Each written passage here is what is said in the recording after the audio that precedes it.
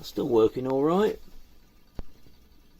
It's not completely quiet because it was silent and I dropped it on the floor, and then I had to rebalance all the blades up.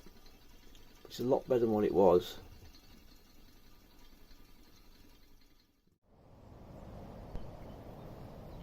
I'm just waiting for the lock lady to come out of her office. I just thought I'd look at the Thames look. See, it's quite still up, still above the walkway there. Little office just there on the left, look. She's going to show me that Archimedes screw, and that's not being moved. This screw, look. Isn't that amazing?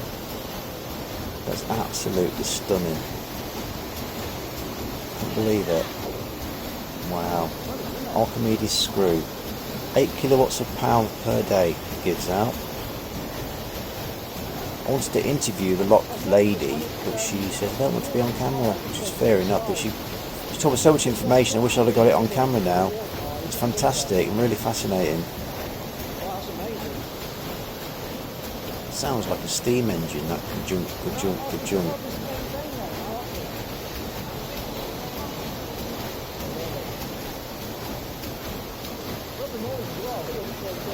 It has to be at a certain angle and a certain pace. They're always constantly putting the brakes on it or speeding it up depending on the flow of the river. There's a lot involved.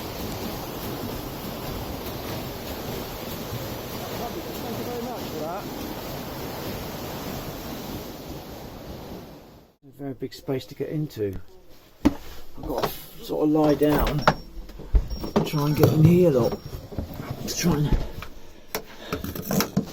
Try and lie down so I can get the wire brush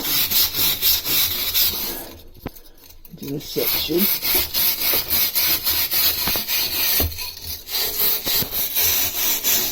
There's a lot of loose.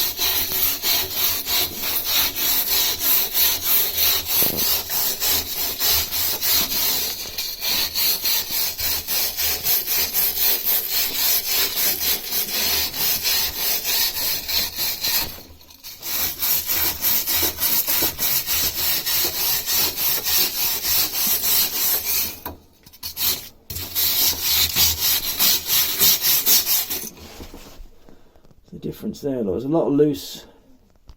It's not deep rust, it's surface rust. But I'm going to take it. Where all those rusty bits are, I'm going to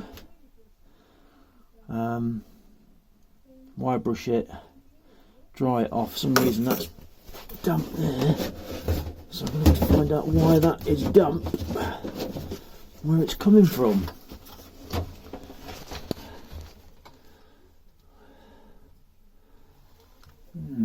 Interesting. Got to dry that out. Get some of that crust on it, you know. That crust is a rust converter. It's not a preventer. It converts the rust into a solid substance. Prevents the rust from coming back. So what I'm going to do with this bit here, this to me is just extra storage. Every ounce of the boat needs to be used for storage almost. There's a paint and stuff's going to go in there, things like that. Stuff that you don't use very often is going to go in there. So I'm going to try and reach, if I can't reach back there, at the back there, I have to get this onto a stick, put some zippy ties around it, try and reach it with a stick. So I'm lying flat down here now, look, in this little gap, trying to reach. That's as far as I can reach, really, just there. I can reach. I can't reach that corner unless I get my whole body in there somehow. It's pretty much just taking the surface rust off, and then see it there, look, I'm going to treat that. I'm going to treat it. I'm not going to take it out for a drink, but I'm going to treat it to some grey oxide, and then get some nice green to stop that getting any worse. Got the dust off that lot. Getting any worse and going any further. So there we are. We're trying to address every ounce of rust on this boat. Wherever I can find it, I'm going to treat it. Inside there, look, the drip tray. This boat doesn't drip whatsoever. That water is from when this cover came off when I was going along the Thames, and then it just all spilled into here. So it's just drying out. Well, there we are. That's the story of the rusty, crusty, dusty boat so far. Sort of a pile I've got up so far. I've got most of the surface rust off. It's not too bad actually. It's just on the surface, but that's just a lot of rust there, a lot from the corners. Yeah, we're making progress. We're getting there. That's how much rust I got from that section there.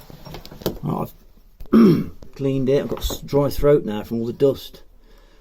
I've cleaned it, wire brushed it all over. So that now to me is ready for a top coat of Mr. Crust. That rust treatment. Let's see how we get on with that, shall we?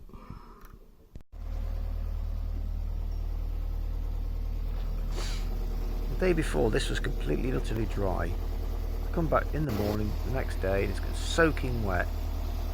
I wiped it down, I put some crust on top, but it just didn't dry at all. It was completely soaking wet in that area. I don't know why it's become soaking wet overnight. The day before, completely bone dry. Come on, focus. That's it. Soaking wet. Absolutely drenched. I couldn't dry it. I tried to get an hairdryer out. But the hairdryer took up too much power in the end. Spent ages trying to dry it. I was running the engine using the inverter, but it's still using loads of power on that hairdryer. So in the end, I spent about 10 minutes trying to dry it. It just wasn't drying, so I've got to put a halt on that job for the moment until it dries out. I've got no idea why it's absolutely soaking wet in there. Perhaps it's because the weather's changed, it's a little bit damp outside, I'm not sure. This section here is below the water line. Just trying to dry it with a drying wheel. Yeah, baby dry. So annoying. Completely bone dry, just left it there for a bit. To try and dry it. It was drying, but still very, very damp. I had to turn it off in the end because the air dryer was taking too much power from the batteries. That's the end of that for today.